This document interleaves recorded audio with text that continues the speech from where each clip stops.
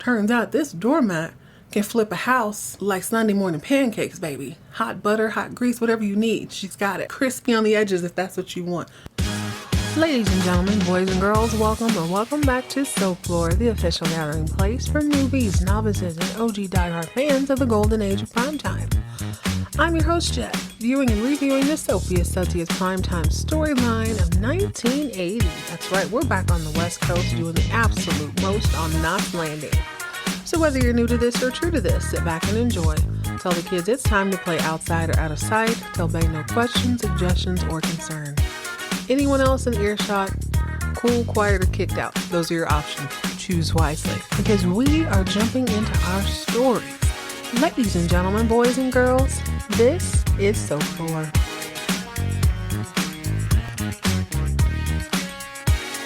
Welcome back, party people, to another fun-filled edition of Soap Floor. I hope you are well rested, revved, and ready to go, because we are going to blow through 3 episodes of Knots Landing this week. That's the plan, at least. Trying my darndest to get all these out in a row, because I don't know, I feel like the topic it's light enough to be enjoyed, but it's also kind of heavy enough to where you really have to ponder this one. Knots Landing Season 2, Episode 4, Chance of a Lifetime. I will be reading the fan mail and comments at another time. I'm not in my normal place, but I hope the sound quality is a little bit better, because one of my birthday gifts was a new microphone. Yay! Got a little soundboard too. I'm not going to drive you guys crazy by pushing random buttons, because I don't know what they all do right now. I'm going to give myself a few weeks to get acclimated, and we'll see what happens going forward. Very exciting things on Soap Floor. But that's not it. We're not here to chatter, chit about my birthday and the week and the celebrations. Maybe we'll do that another episode. Today we got to talk about Chance of a Lifetime. Ooh.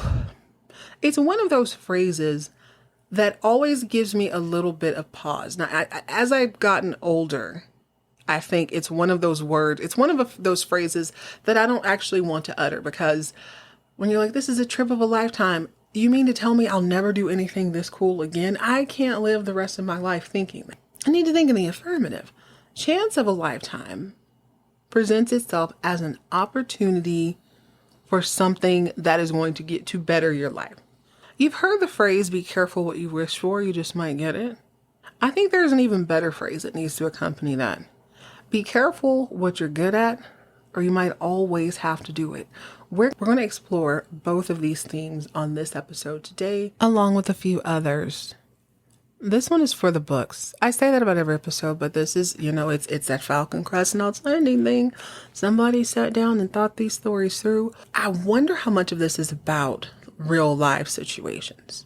So many things going on this episode. Go ahead and settle in, pour yourself up something bubbly, and let's go ahead and get into it. Season 2, Episode 4, Chance of a Lifetime. So among the many topics we're going to discuss today, we're going to explore Richard's pursuit of validation, Laura's rising star in real estate, Gary's questionable deal that may just jeopardize his friendship with Sid.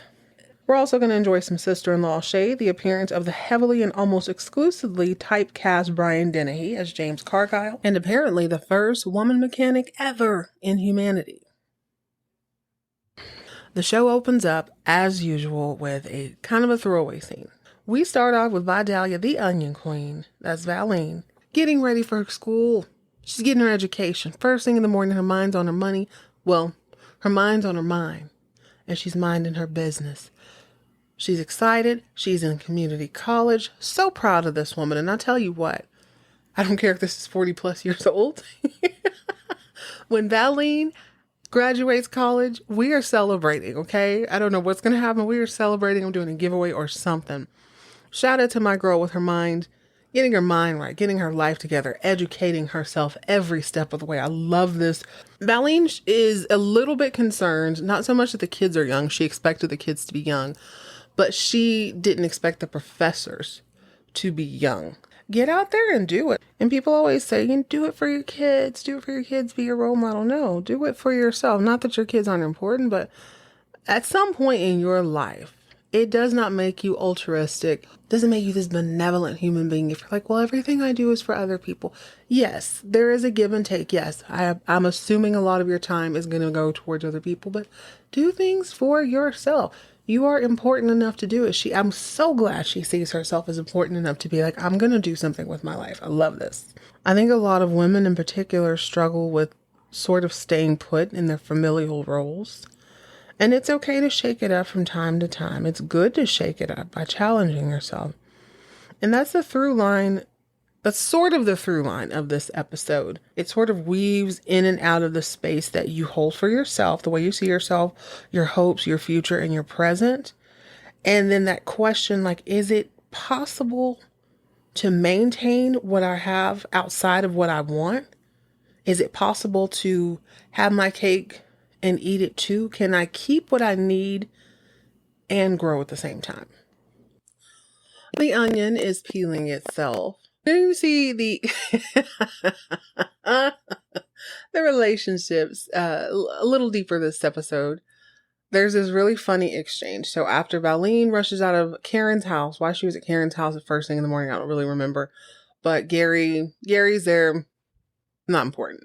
Karen goes outside to clean up her yard from the destruction that her kids or her nieces and nephew have destroyed on her front lawn. And up comes Abby. Abby comes running up, and Karen has her back to her at first. So we get to see Karen roll her eyes because she already knows this heifer wants something. Dang, girl, it's 8 a.m. What?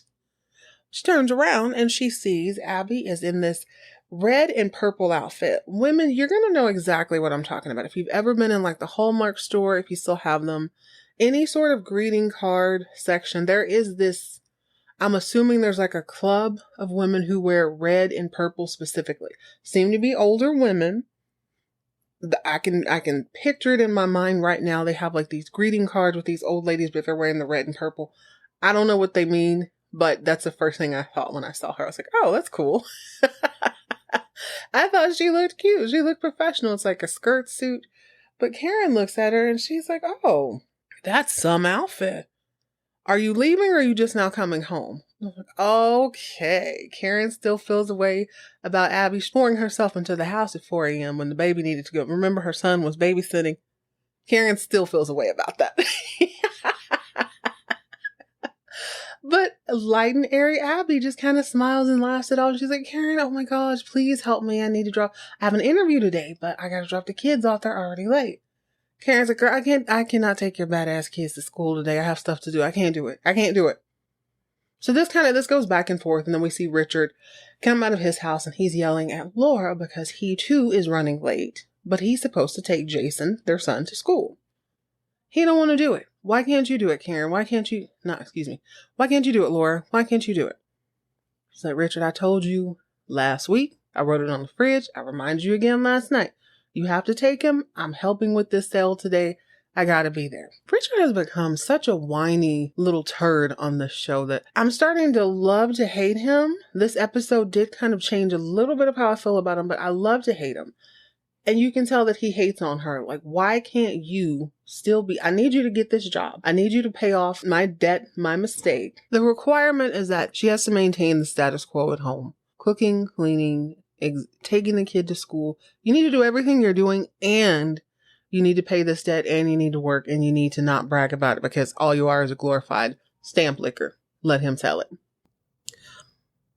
Abby's watching and waiting in the wings. She sees this exchange and all she hears is, he's getting in his car. He needs to leave too. He's taking a kid to school. I have kids that need to be to school. So she runs over and they have an exchange. He doesn't want to do it. Abby, I can't. Absolutely can't. Dude, please. Your kid's school is like a mile from mine. He's like, it's a mile in the opposite direction. I have somewhere to be today. Well, Karen is watching all this and maybe she's just annoyed by all of the back and forth, or maybe she's trying to soften up Richard. I'm going to be honest with you guys. I did not pick this up originally watching this episode. I picked it up on the next, which I can't wait to talk about. But there seems to be a lot of animosity between the Fairgates and Richard. He feels a way about them kicking him off of the case. So maybe it's Karen's just like she's tired of hearing the jaw jacking. She says, Abby, I'll call the school and let them know that the kid's going to be late. And Richard finally agrees to take her kids. Abby has not forgot that slight about her dress or the hour she keeps when she entertains her gentleman callers. She says, "Thank you, Karen. Just make up a crazy lie. You're really good at that." I love it. We got a little bit of Alexa shade going back and forth. Now, I don't clock Karen as a liar, but I can't wait to find out. Now, this is where the real story begins. Now, at first glance, I wouldn't have said that all of these people had anything to prove. I certainly didn't think Karen did. I thought Richard wanted something. I don't think he felt the need to prove anything. And Gary, although he has kind of a checkered past, he has shown himself to be worth his weight in gold time and time again, unless he got a little bit of that gold tequila in him. Little Jose, he goes all the way crazy. But other than that, they seem to be doing okay. Karen in particular. So Karen, as you recall, has started working at this real estate firm. She was super pumped about it. Now, she's not doing a lot. She's doing what she can. And I think her enthusiasm would earn her presence at this particular sale. So her boss is male, and he is showing this widow this really beautiful Tudor. She's not really feeling him or it. She's from the East Coast. She just can't really believe that this is, it just is not really hitting all the notes that she wants it to hit for whatever reason. We've all been there. You have an image of your mind. You expect something. This just isn't quite doing it. She was looking for something probably a little more breathtaking, if I'm understanding it correctly. They're about to lose the sale. And this woman has very, very deep pockets thanks to having a couple of dead hubbies who had really, really big bank accounts. Steps in just out of pure enthusiasm. And she breaks it down. She breaks down a Tudor style home so that this woman understands it. She's like, basically, if you want an original Tudor, we're about 300 years past that. None of them are going to be 100% authentic, but the guy who built this house was an Anglophile. Wood is from England. This is as authentic as humanly possible in SoCal. Now, if that doesn't hit it for you, we can get you something a little more authentic. And the woman's like, authentic?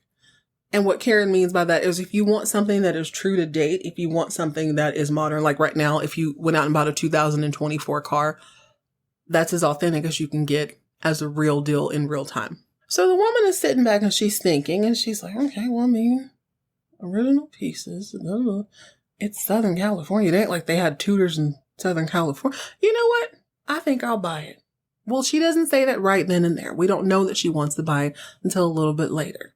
Karen's in her office, sitting at her desk or at her cubicle, eating her quickly prepared lunch, and her boss comes out. Boss' name is Skip. Kisses her right in the mouth. There is something about 1980. There were no sexual harassment clauses. There was no such thing as personal boundaries, apparently. And it was perfectly acceptable to kiss a woman who's not your wife at work. Kiss her in the mouth. This is the second time this has happened on this show. Mr. Crane kissed Karen, and then she almost did what she needed to do. This man kisses Laura in the mouth. She doesn't even bat an eye. She never even stopped chewing her salad. But he is overcome with excitement because he's like, let me find out I have a little whiz kid here. She wants to buy the property. She loved you. Okay, so we need to get you. He's excited. He's not threatened by her presence. His thing is cool. You're good at this. You're so good. You're a natural. Let's go ahead and get you studied. I want you to come with me on some other things. They start making the plans. And she's extra pumped because this is something she loves. She has tapped into something she didn't realize she had. Something that she's extraordinarily good at. And this is probably one of the first times. This is me projecting a little bit, but this is what we do on the show. This is probably one of the first times that she has been outwardly rewarded for doing something that could benefit her as well. Her dad complimented on her ability to keep all of her trauma repressed because that's what a good girl does. Her husband, I don't know. He's kind of nice about the way she cooks sometimes. She's really great at being a doormat. But now, turns out this doormat can flip a house like Sunday morning pancakes, baby. Hot butter, hot grease, whatever you need. She's got it. Crispy on the edges if that's what you want.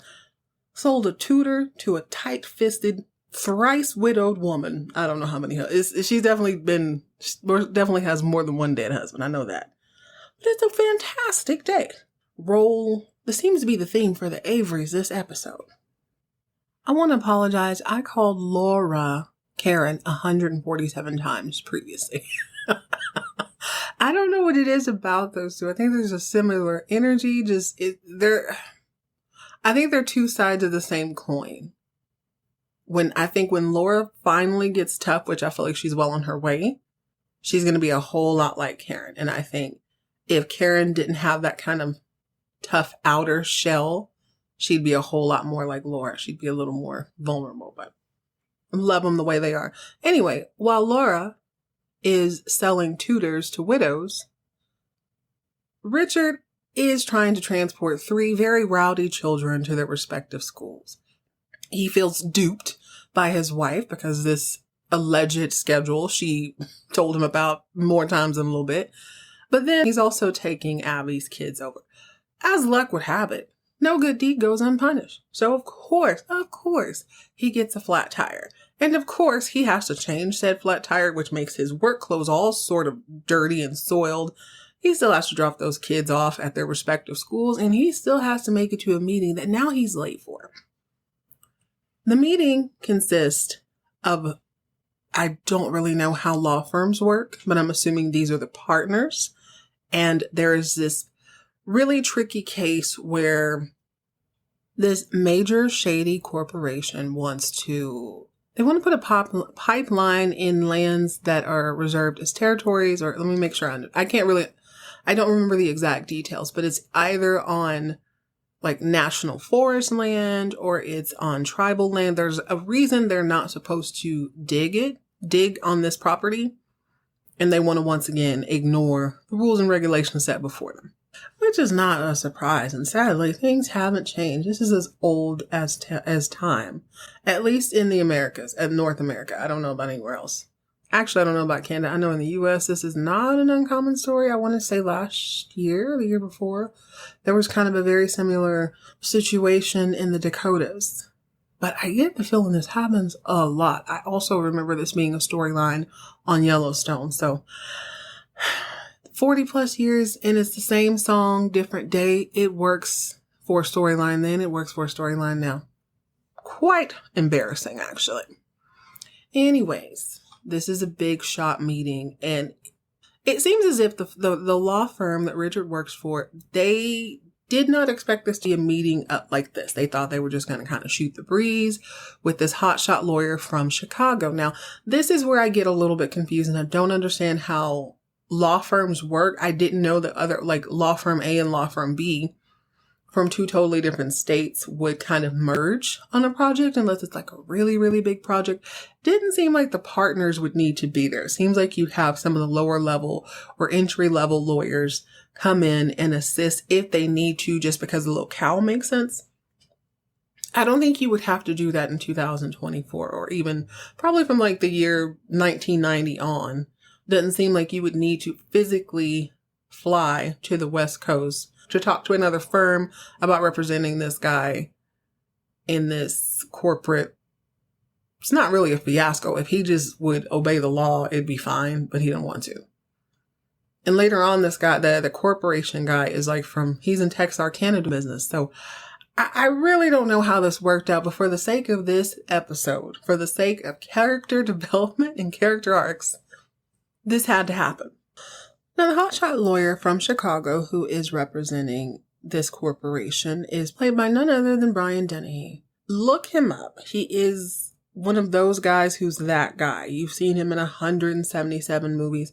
And dare I say it, I haven't bothered to look any further than his name because I'm like, I know that guy. I thought he was on that show Coach, but doesn't seem like he was. He's definitely been on other cop shows. And if memory serves me correctly, Soap Fiends, I do believe he was one of the prosecuting lawyers in Stephen's first case or Blake's first case. No, God. How many times have the Carringtons gone to trial? I believe he was the lawyer in Blake's murder trial. That's right. Yes. In Blake's murder trial. That was him. So he has shown up to Knots Landing or Beverly Hills or wherever this place is. And Richard has to come in smelling like tires and small children. He's dirty. His secretary's like, Richard, what the heck? Did you not know there was a meeting? He's like, there's very little I can do about what's been done. I'm just going to go sit in there. He's fully expecting to just be a workhorse and to be looked over. They've been ignoring him. Let him tell it for 9 years. Now, these are little facts that we did not know. Richard has always appeared to be ambitious and sort of a sawed-off little turd who likes to bark at his wife. But many things can be true at once. Let's always keep that in mind. Several things can be true at once. You can be a sawed-off little turd and still be a great lawyer. You can be a great lawyer, but just not a good criminal lawyer. He's walking in there tired over it, already thinking about why Laura should get her butt back home in that apron, start taking care of this kid so that he can be on time, so he can be ignored properly with dignity like a real man. So as he's sitting in this meeting, his superiors are stutter stepping because they are thrown off by Brian Dennehy's character, Mr. Cargile, Cargile, as I'll refer to him for the rest of this episode. They're flummoxed because they did not expect him to want them to have solutions, which seems very odd for a meeting. It could have been a phone call. It could have been an email if there were emails around. Karen was working on the internet at this time. I guess she didn't have it up and running, so he couldn't send an email to say, hey, I need you guys to have a plan in place.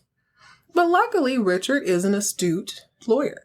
He had been looking into cases very similar to the one that this hotshot from Chicago was representing. So while his superiors are like, oh, I didn't really know. Mr. Cargile was like, you know what? I flew way too far to hear you stutter step over this. Why don't we try meeting again after lunch? Maybe then you'll have some ideas. Well, Richard shoots his shot. He sees this as an opportunity. Oh, they don't have ideas? Guess who has an idea? He says, oh, but sir, a word. And he pulls out an article from a very similar case. Now, as he begins to speak, you can immediately tell that Richard isn't paranoid. His superiors do not think very highly of him. His boss cuts him off and he's like, I really don't think Mr. Cargile will be interested in your little article. And Richard could have thrown them under the bus, but I guess he's used to kind of being looked over. And he goes, well, of course he would. This is just, you might not have been able to look over this because I just now got, he makes some excuse so that his boss doesn't look bad. He's still very respectful, but he passes this over to Cargile. And Cargile's like, oh, well, it's so refreshing to know that actually one of you showed up to work today. Okay, cool. Dude, do you want to come with me? So Richard is feeling himself. And not only is he feeling himself, because he handled that the way he did, it does make his bosses look extra, extra dumb. That they, A, didn't realize that he would have a solution, and B, that they never had one. And C, they were completely unaware of this other case that was very, very similar to the one that they need to help Cargile with. So you see this really great moment where Richard, by all intents and purposes, he showed up prepared to be overlooked and turns out to kind of be the hero of this case. Now, as time goes on, he really is that dude. His research and the information and all the things, his law savviness or savvy is very valuable. And Cargile sees it. He's like, dude, I'm really glad you were here. Where Laura has discovered that she's good at something and she now has a possibility, quote unquote, the chance of a lifetime to pursue a career, something she never thought could happen for herself. She's super excited, like, oh my gosh, you see me. Now I see me. Richard is a little bit different. He's always thought, okay, I am this guy. I've always been this good of a lawyer. I know this. I see myself as this powerful, really respectable, really hotshot lawyer. Now his law firm is seeing him that way. So where Laura is dealing with like the elation and the discovery, he is dealing with kind of the way that the power plays have shifted. Now he's thinking to himself, okay, if this hotshot lawyer understands that I'm that good, that means I am that good. I better strike while the iron is hot. So meanwhile, on the other side of town, Gary Ewing is flexing his business muscles. It's fun to see what kind of Ewing he is. We can see he's got a little bit of a rough side. Seems like he can fight, but he's honest. So there's a whole lot of Bobby and Ellie. We don't really know who Jock is. Not like that. And I guess we can start considering Ray. That's a whole nother episode now, isn't it? Either way, when it comes to selling cars, when it comes to the business of selling cars, Gary is wonderful. He's thorough. Like, he's great with people. He's great with customers. He's great with the staff. He's great with the guys in the shop. He's great with potential, buyers. which I guess would be customers, like I've already said. And he sees that people aren't coming into the dealership to buy cars as much because of the whole gas shortage and crisis and all that. Nobody knows what's going to happen. That doesn't stop them from taking extra good care of the vehicles they have, which he sees as a business opportunity. He's running the shop, the business. I keep saying the shop because he has decided to expand that part of the enterprise. So there are more mechanics. One of them happens to be a woman, a broad, a chick, if you can believe it. A real live girl/woman. Sid can't hardly believe it. He was like, I thought we weren't hiring any more salespeople.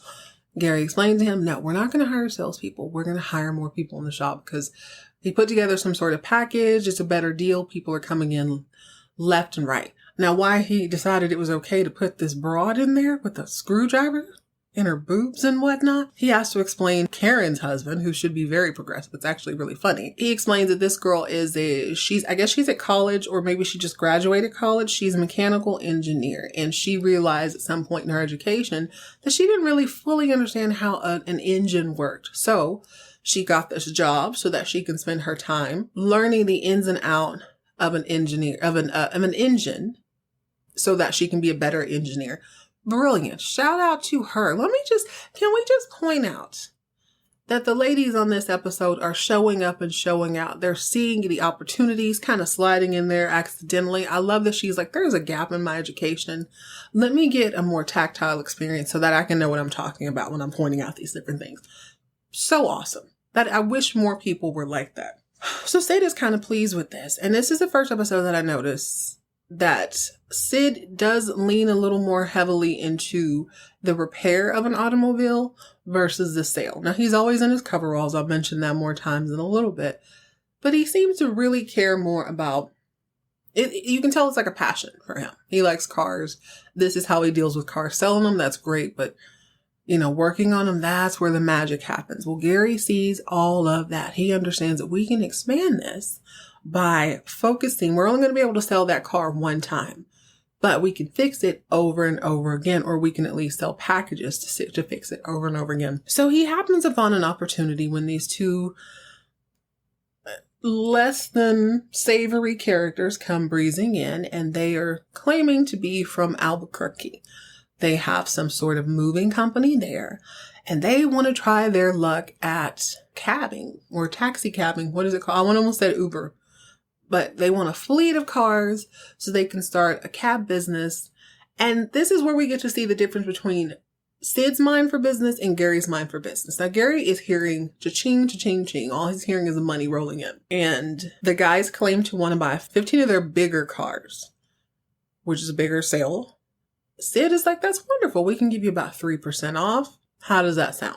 Gary's like, no, we can do like 8% and throw in like a service package. He didn't really consult with the boss. Now, up until now, Sid has been letting him do his thing, but there's something that Sid sees that Gary doesn't quite see. As the show progresses, they finally come and they have a little decision. They have a little chatter, chit about first and foremost about Gary hiring that ovary-toting broad, a woman, a dame in the shop. Gary reassures him everything's going to be fine. The girl's not perfect. She is making kind of some dumb mistakes. So it's not that Sid is tripping on the fact that she is a woman. It's like, is she a mechanic? And I totally see where he's coming from. But Gary seems to be very confident in who she can be. She's resilient. She's going to be fine. But when it comes to this fleet, Gary can't understand why Sid isn't jumping all over this. Dude, aren't you tired of losing money? We're losing money like faster than normal. You would expect Sid, the owner, to freak out. But I start to think about this more and more. And I got some insight about his age. Thank you. I'm going to shout you out on the next episode during the fan mail. But Sid has been doing this for many years. So he's seen it ebb and flow, come and go. He doesn't seem to be super worried about that. Plus, he has a whole reputation he needs to rebuild. Although he was never actually charged. He never actually went to trial. And there's evidence that proves that this girl was lying. It doesn't really matter in the court of public opinion. There's always going to be people who are going to look at him a little bit differently. So he's got a lot of work to do. And that means he has to make really wise decisions. But Gary is also like, dude, you are not let me pimp this out the way it needs to be. Let me get this where it needs to be. Let me put a little Ewing magic on it. And you can have, like, this could be amazing, but you're just not taking the opportunity. Sid finally tells him, well, listen, Gary, I call the Better Business Bureau. These guys do not exist in Albuquerque. I don't feel good about doing business with them. He's like, this feels shady. I'm not really feeling it. Gary's like, oh, crap. Okay. So far, we have Karen, Laura, Richard, and Gary with brand new opportunities, life-changing opportunities, potentially. Laura's is the only one who seems to be outright. Her boss wants to basically teach her his ways. She's going to be his apprentice. He's like, okay, take these courses. Let's get you licensed. Let's get you set up so that you can start selling. You need to be selling this. This is verbal confirmation, all sorts of things. Now she's starting to hesitate because, like, this is a great opportunity, but she still has responsibilities at home. Her husband is not the type of man who's going to be okay with her working these late hours, having to drop off the son. He's not going to be okay with her not being the exact same woman she's been all this time. Dare I say it, her having a little bit too much power probably scares her too. Now, it's not power in the traditional sense, but the fact that she will be bringing in money, the fact that she is getting her name out there, the fact that she can be successful at something, she already knows is a direct threat to him. But she has her boss looking at her out the side of his eye because he can tell that she's hesitant because of her husband. So I'm like, I really like this man. I think I called him Skip earlier. His name is Scooter. Scooter is telling her in not so many words, girl, forget that man. Let him make his own sandwich. Let him learn to wash his own clothes. And you can be a superstar. When I tell you got it, babe. As a matter of fact, we'll start splitting the deals 50-50. This is a sure thing. Well, Richard is still being he's schmoozed by Cargile. Guys telling him, hey, you really got it. You're really killing it. He ends up basically, it's not a case. I don't know how to say it, but they're going to follow his format in order to maneuver around the law and maneuver around all of this red tape so that this big corporation can do exactly what it wants to do. Cargile's like, well, hey, if you're ever in Chicago, he's just kind of throwing it out there. He doesn't say, Richard, come join me. I'd love to have you. He's just like, yeah, I'd love to have you if you're in Chicago. If you're ever in Chicago, look me up. Richard hears something, and we all know that he's not very good at social cues or reading the room at all. So he hears this as bam, boom, bam. We moving to Chicago, baby. I'm going to be top of the ladder. Now, a couple of things have come out since the beginning of this episode. This is the first time he really expresses what is going on at his particular law firm. He has been there for 9 years. He feels like he's being treated as if he is fresh out of law school, only he's 37. So he's been practicing law for quite a while. Every time he thinks about leaving, he kind of second guesses himself because if he leaves, he will actually have to compete with people coming out of law school. And the last thing he wants to do is start over. It's a very odd place to be in life. If you're a Z, you probably haven't hit that yet. I'm an OG older millennial. I understand putting in the time somewhere and think, okay, can I start over? Luckily, I feel like I've got a better example. Gen X has been really awesome at reinventing themselves. You know what I mean? Nobody thinks 50 is super, super old. It's like you can do whatever you want. 37 is certainly not old. Certainly not at all. You could literally relive your whole life over and over again. You're fine. But I understand what that means in the law firm. So he's like, I'm already in this sucky situation. The last thing I want to do is make a lateral move. I don't want to move across town and do the exact same thing.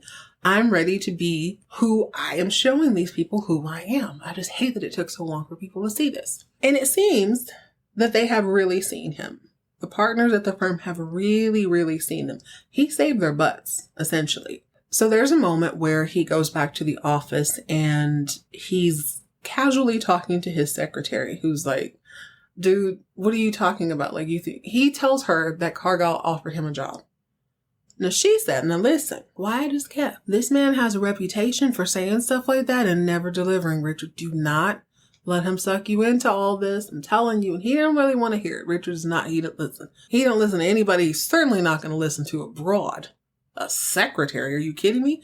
It's just like his wife, a glorified stamp licker. What does she know? He goes into his office and his superiors are like, hey, Rich, can we talk to you? And they pretty much, they don't eat crow, but they nibble at it. And they say, so you've been here, what, 6 years? He says, no, I've been here 9. He goes, we're just really sorry that we didn't see what a superstar you are. And this is where he lets them have it in the most respectful way. This is the most respectful I've ever seen Richard. It's like, well, you guys were content to let me do grunt work, but I've always been that good. I just hate that it took you 9 years to see it. So I know the real reason you haven't given me the opportunity. It's because I'm not an Ivy League graduate. It's because I don't live in Beverly Hills. It's because me and my wife aren't blue bloods. We're just regular, degular people from regular, degular schools who live in regular, degular Knots Landing. So, I appreciate the fact that you can see me now, but yeah, it's too little too late. Well, his superiors are shocked. Richard, what do you mean? I forgot to mention this part. They offered him partnership. And he's like, I don't think I will. Now, he's saying all this while he's pouring himself some of the finest brandy money can buy. He's about through two glasses in, if I'm watching this correctly. He basically quits his job. And instead of just going home like a normal person, I guess he goes and he has more, or he's like a lightweight, because Karen, God, stop calling her Karen. Laura is in her office minding her business with the widow, because now the widow's like, I don't know. I kind of want to pool. This isn't really working out. Scooter's trying to tell her, woman, shut up. There's like 4 acres. There's plenty of room for an Olympic-sized pool. Calm down. Well, as they're going over this, Laura is softening the blow. She's talking the lady down. You can hear somebody singing in the background. And when you turn and look, it's Richard. Richard is drunk. He is day drunk, middle of the day, rooftop party in Vegas drunk. And he's singing the Chicago song. He has a bottle of Dom Perignon or something, or Moet, I don't know, some sort of champagne. He shakes it up like he's at the club and sprays everyone in the room, including Laura. And she's taking it like a champ. Like, oh my God, this guy is a psycho. Meanwhile, on the other side of town, Gary Ewing is in the back seat of an unmarked car with one of the less than savory characters from Albuquerque. Well, the other one's in the front seat. So one's looking over the back seat and they're having a chatter, chit, which is never the way you want to do business. I don't really care what the circumstances are. If we have to park on the side of the road and one of you gets in the back seat with me and the other one gets in the front, I just feel very uncomfortable with this setup. Gary is not reading the room. He's like, well, fellas, Sid looked into the business a little more and it looks like you guys aren't popping up on any of the registries. And they explain it away by saying, oh, no. Of course we wouldn't be under Dirtbags Anonymous. We're under the state flowers. If you go to Texas, we're like the Blue Bonnet. If you go to New Mexico, it's the New Mexico flower escapes me. I actually don't know any other state flowers, if I'm being perfectly honest. That's interesting. So Gary's like, oh, okay, so you guys are legit. Like, yeah, we're totally legit. Now, I don't know if they're telling the truth. Everything in my body is telling me they're probably not. But they start playing to his weaknesses. Well, Gary, aren't you Sid's right-hand man? Oh, sure. Gary, surely he'll listen to you. You trust us, don't you? This is going to be a great deal. We're going to have 15 cars from you guys. So Gary's like, okay, well, just let me take care of it. Let me talk to Sid. Back at Sid's business, the broad, the woman mechanic, the lady who has a nerve to want a job and wants to fix engines and whatnot, happens upon Sid. And she goes, oh, Gary's really working us to the bone. We're supposed to get all these cars ready by next week. And he's like, slow down, lady. What are you talking about? This is the first time Sid's hearing about this fleet deal going through, so he goes to confront Gary. Like, you can see that it's becoming increasingly more tense as this episode progresses, because Gary is not honoring Sid as the owner and boss. He's kind of making these decisions because he feels like we're missing out on an opportunity of a lifetime. I also want to point out that when Gary went on that 2-week bender, he missed out on a fleet deal at that point. That was one of the things he was working on, but he was 2 sheets to the wind and couldn't get it done. So when he talks to Sid, Sid's like, well, I can't believe you went behind my back and did that. And he's like, no, don't worry about it. I called my cousin. He works for the government in New Mexico. He works like on not the RICO part. What would it be? The guys who basically, like, what's that movie with Donnie Brasco? Kind of like that. He works for the government. He's like Donnie Brasco, where he watches all of the organized crime. And he says, oh, these guys are not affiliated with the organized crime at all. They're perfectly fine. Now, I don't know where organized crime came up in the conversation. Sid was just like, they're shady. They're not really registered under what they say they are. And Gary's thing is, oh, well, they're not in the mob, so we should be fine. Maybe I misheard something. But the question that we are left with is Gary telling the truth? Is there a random South Fork or a random Ewing in the New Mexico Senate that happens to watch mob bosses move throughout the Southwest? I don't believe that. I don't believe that at all. And I don't even see why they would bring it up if it's not going to come back and blow up in Gary's face. And you're left questioning Gary. Why go through all these hoops? I can't stress this enough.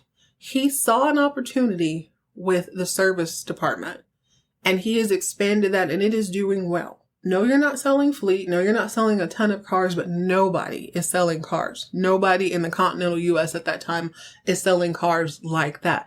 So it strikes me as odd that he would be so eager. Yes, it feels like a good opportunity, but the moment you hear that these people are not operating under what they said they were, that's a bigger point. That's the bigger point to me versus all of this potential money.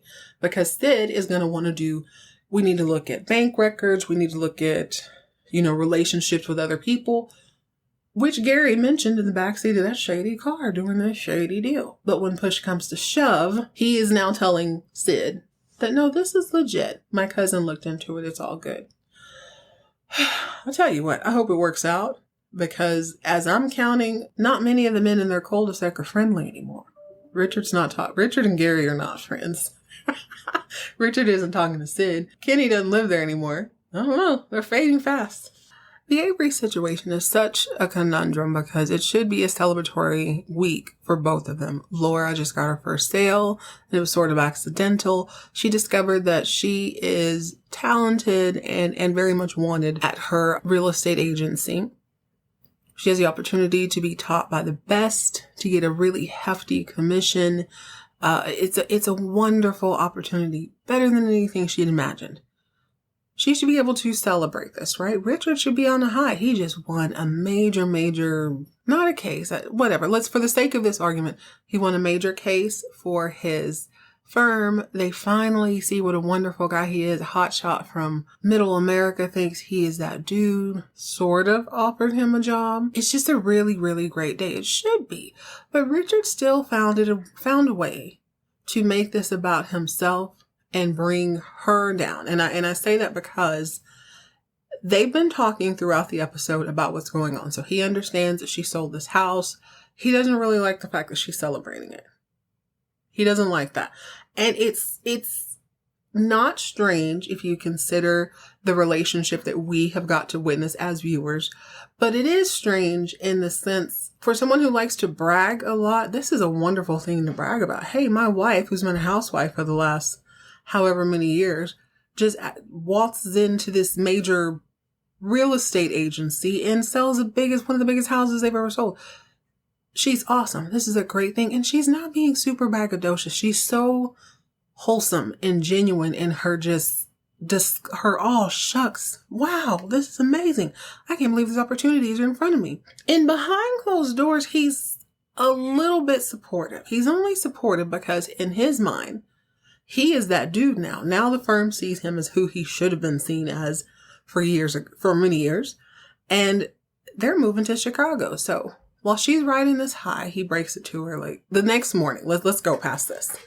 After he drenched her entire office, including the rich widow.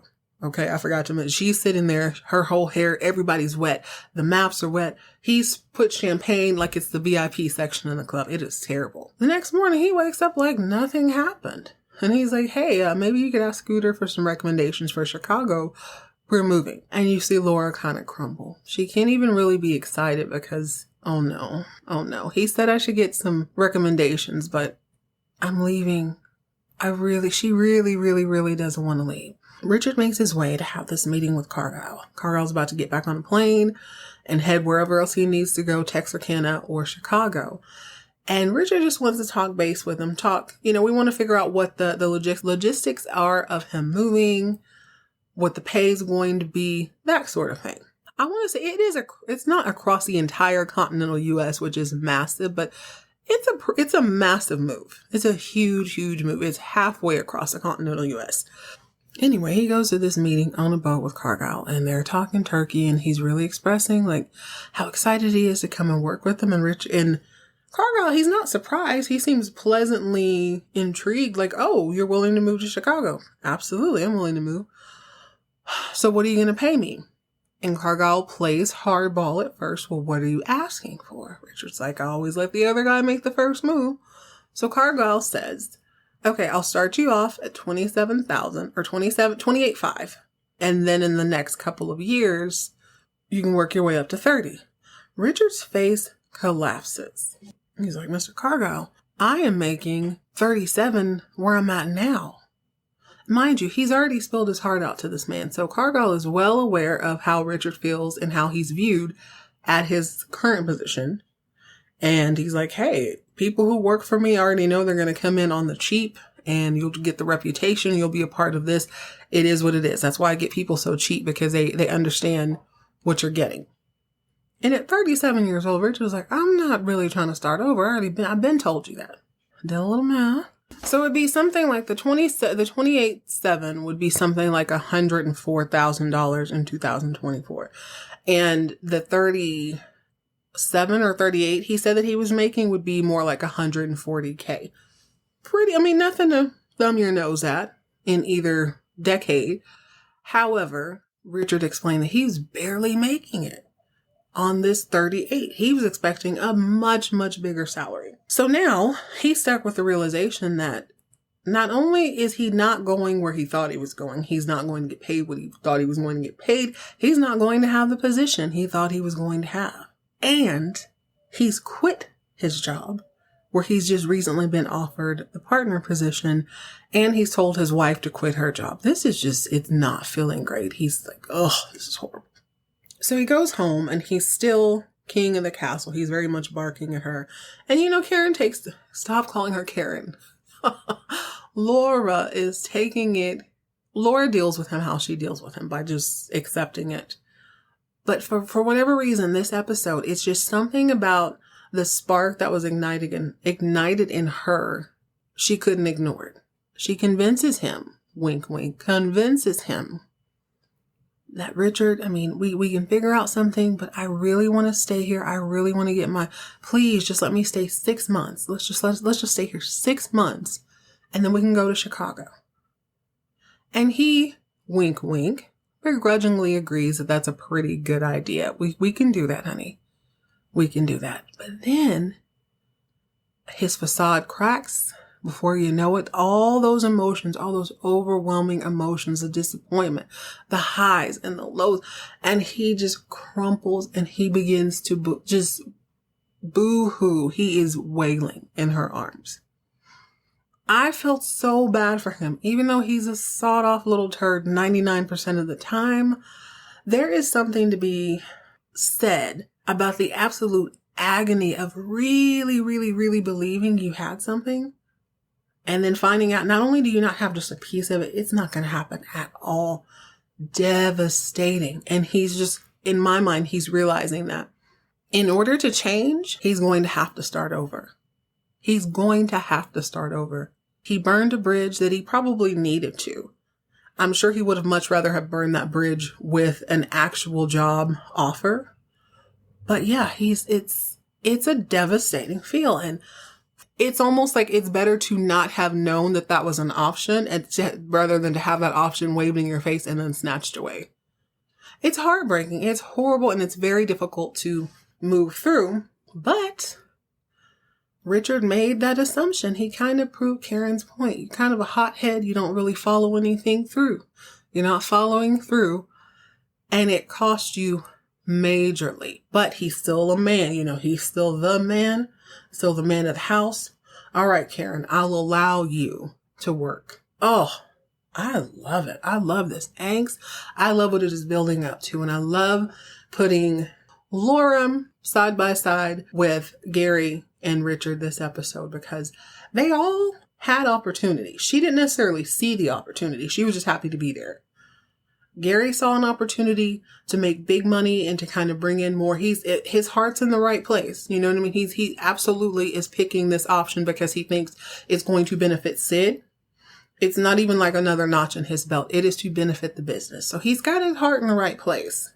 Is his mind there? No. He's not following through.